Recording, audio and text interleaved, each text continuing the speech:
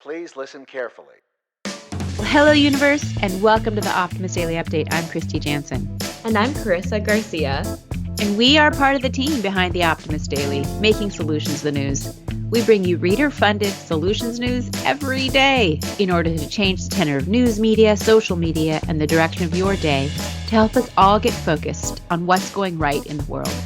7 days a week, we publish positive news stories written by award-winning journalists and delivered online to your inbox and through our social channels. And also, we are sharing these solutions in a commute-worthy, walk-worthy, and home office-worthy podcast. Today is Wednesday, the 12th of January, 2022. All right. It's Wednesday. Are you doing a little Saturday today, Carissa? Oh yeah, a little Saturday. I should, actually. A midweek pick-me-up, reaching out to friends, going to watch the sunset today. I've been meaning to go watch the sunset, so maybe I should make that my little Wednesday. Yeah, I'm still mourning the long days of summer right now. Me too. I went and bought some new garden accoutrement. You know, I have some flowers to plant and some new ground cover to put in my shady backyard garden area. But I haven't had the time to actually do that work. And when the sun goes down at around 5 and I'm working until 6:30, it makes it really hard to find a moment. I miss my really long end of the day walk, so I'll be excited once the sun is out for a little bit longer.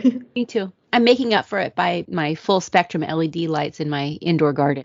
I go sit under the sun there in my evenings to get my little bit of sun. Speaking of green things, should we get into our stories for the day?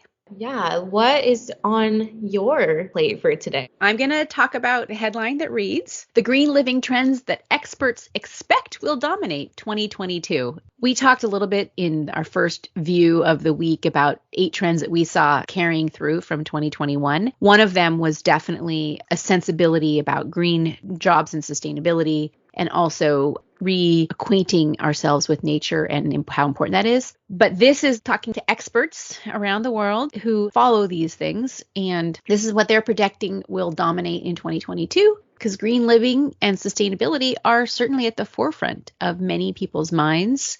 The mentality that has brought droves of people over the course of the lockdowns to pledge to be green-minded about their transportation options or choose more plant-based food, change their general trajectory towards the sustainable path. And according to green living experts, they were able to pull out 6 top trends in this area that they think will dominate in 2022. And that's what this article is about.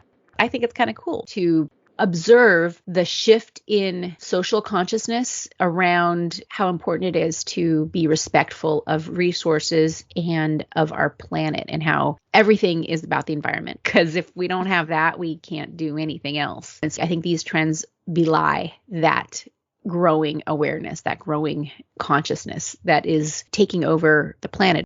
So these are coming, I think, mostly out of UK, but they probably have a good application in the US as well. The first trend is impact-focused finance. This is the acknowledgement that where we spend our money can move the needle more quickly. And this is one of the most effective ways that we can combat climate change, to really put our money where our mouth is and fund environmentally friendly organizations, prioritize ethical practices in businesses, and support the green revolution. So more people are avoiding putting money in financial institutions that support fossil fuels, and instead are putting their money into more ethically motivated, green motivated places. And so that's interesting to observe.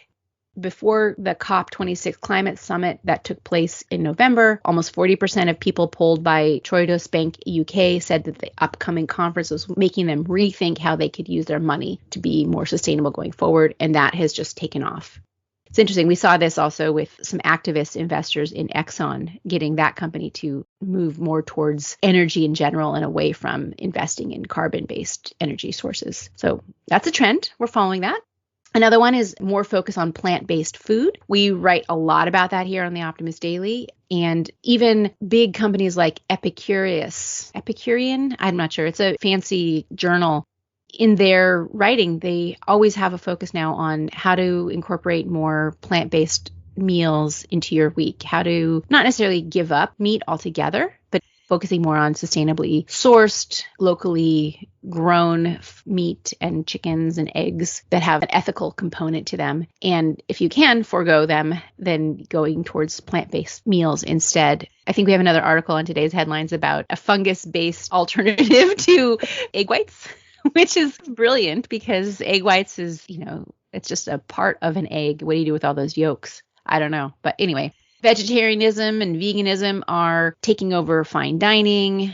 Plant-based restaurants are being awarded Michelin stars, and that's probably going to keep happening. Products and companies that put nature first is the next trend, and that's, again, conserving biodiversity. I think it's being driven by consumer sentiment, where these companies are picking up on the consumer desire to move towards brands that are engaged in regenerative practices, which are passionate about conserving biodiversity, like Patagonia, or even, what's that big one, IKEA, that have that in their ethos and in their corporate culture. Allbirds shoes. I bought a bunch of those for Christmas. And speaking of Allbirds, this is the idea that we're moving away from fast fashion, which is very exploitative and just about getting clothes that are almost disposable and have pretty bad impact on the environments, both where we are in terms of creating trash, but also where they're produced, which is often in countries that have lower environmental protection standards and lower payment standards towards, how they treat their workers. According to a survey by McKinsey, 58% of people are now less concerned with fashion, and over 70% say they intend to make their clothes more durable so they can use them for longer, which definitely helps. A lot of people are buying secondhand now, and even just paring down their wardrobes, having less in their wardrobe, and then choosing more eco-friendly materials like organic cotton, hemp, bamboo fiber. Even algae is material from which clothes are being made now. And this goes right into the circular patterns of consumption and that whole idea of circularity, where you think about not just the making of a product, but the disposal of the product. We wrote about that in our gift guide, like buying reusable containers that you can then fill up with your dish soap, for example, instead of buying the big plastic containers.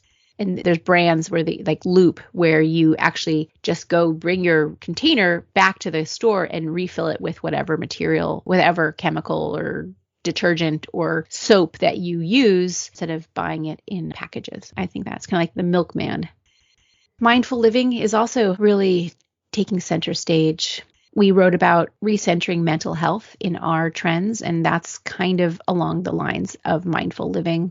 Our appreciation of needing to have that mental resilience, the work-life balance, and just kind of slowing down a little bit. That's one thing that this pandemic has really brought to the forefront, is the speed at which we were all functioning. Maybe it's not something we want to go back to. So I appreciate that. Anyway, those are all of the trends. Krista, you've been quite silent, or maybe I've been talking too fast to let you have any word here. But so what do you think? What's your reflection on this? For me, I know I've heard Summers talk about how she's not really a New Year's resolutions person. I can't remember what you said, Kristy, but I am somewhat of a resolutions person, or at least a recentering when the year starts. So I've been kind of thinking my theme of the year is trying to be a little more greener. So reading these trends gives me a good idea of what I think I've been doing already, but what I can continue to improve on. How you can double down on, I mean, for me, being mostly vegan, I'm not purely vegan, but I'm mostly vegan. And it's largely because of my climate focus. I guess climatarians, that's a new kind of eating habit. Reimagining our diets with a focus on reducing carbon footprint. So if I do eat dairy, I will choose maybe goat products as opposed to cow products. So anyway, that's my 2 cents. What do you want to talk about? Because I think you have a green story. Yeah, also from the UK. It's a fun project that maybe could be one of my New Year's resolutions as part of my green agenda. The LitterLotto app gamifies litter picking to trade trash for cash. Great headline, by the way. Trash for cash. This is so fun. So gamification is proving to be an effective strategy for mobilizing communities to build healthier, safer, and greener habits. And we've shared a couple of stories on the Optimist Daily before about gamification implemented to reduce traffic emissions, or how it's being used to plant millions of real trees out in the world. But now there's another gamification initiative in the UK that's encouraging passerbys to pick up litter for proper disposal by entering them into a prize draw for cash. This app called LitterLotto is where people pick up litter and then take a snap of them doing so and submit it to the app. And that makes them eligible to be entered for smaller spot prizes and provides them with an entry into a monthly prize draw. To ensure this system isn't abused, there's rules and regulations surrounding the lottery. For example, each entry has to include a piece of non-organic litter, like packaging, bottles, and cigarette butts. But litter from goods that are designed to be consumed at homes, like food cans, are not considered eligible. And the prize amount, which is provided by LitterLotto's corporate sponsors, will vary depending on the location. But for now, the UK monthly jackpot is £10,000, and spot prizes vary from £5 to £250. The British app developer originally trialed the system in Denmark, where it was received with huge success. The winner of the UK's first LitterLotto picked up around 400 littered items, and she received the jackpot prize, which was £5,000 at the time. So that's cool. Way better than just getting the, 5 cents per can back. Yeah, exactly. I would be picking up trash all day if there was a lottery available. I think that would be so fun. I mean, it should be without an incentive anyways, but a nice incentive is good every once in a while. So what else is on our headlines today for people to go check out? Some of our other headlines, like you said, scientists are using fungus to develop a sustainable alternative to egg whites. Isn't mushroom fungus? Yes, it is. So it's probably, some sort of a mushroom-based. Fungus is just this really ugly word that has lots of beauty in it. Sounds yummy. I'd like to try it. Some other headlines include the swimmer Cory is now a vital habitat for endangered UK birds. Scientists record events before a supernova for the first time. A study shows insights into sight loss for stroke survivors. Belgium's right to disconnect protects workers from burnout. Ooh, interesting. This startup fights deforestation with tree planting drones. It's a fun subject we write about on the Optimist Daily quite a bit. Rare fossils found at ancient Australian site, and how to store your leftover soup with 7 storage strategies for all that soup. How do you keep it fresh? That and more on the optimistdaily.com. Thanks everybody for listening to today's Optimist Daily update. We promise to keep sharing positive solution-based stories with ideas on how you can participate in the changing world. Sure, it is change for the good. We promise to keep covering current events with accurate, legitimate sources and offering you the information we all need to chart new paths for all of us. Please consider becoming an emissary on the optimistdaily.com, and for just $5 a month, support reader-funded independent journalism.